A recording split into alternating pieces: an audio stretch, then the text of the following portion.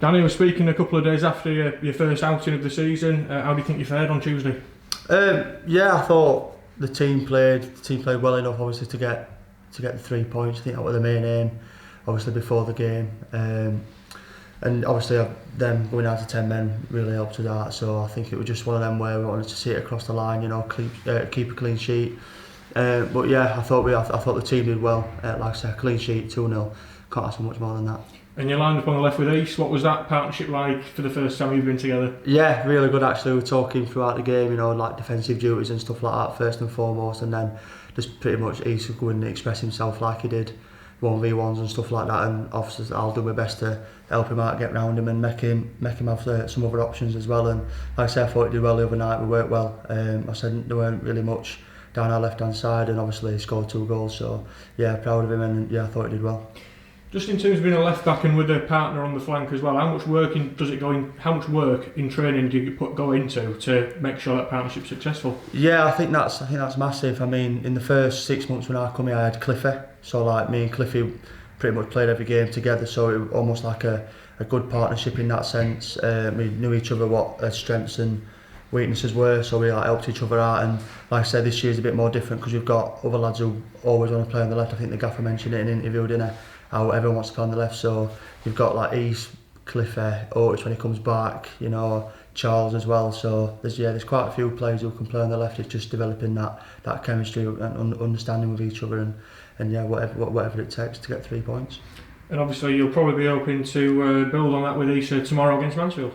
Hopefully, yeah. Like I said, I think obviously we need a good response from when we played them last time. I think that's the main thing.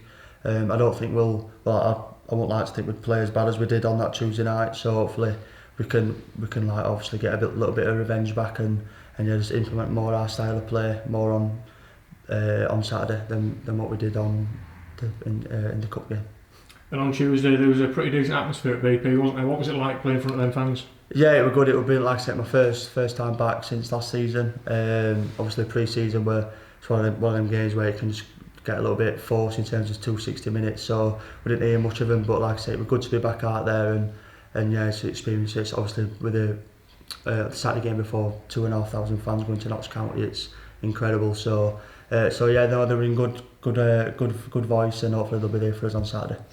Just looking at your start to the season, much has been made of you not being picked to start the first 3 games in all competitions. What's it like for you as a player, and how do you force your way back into that setup?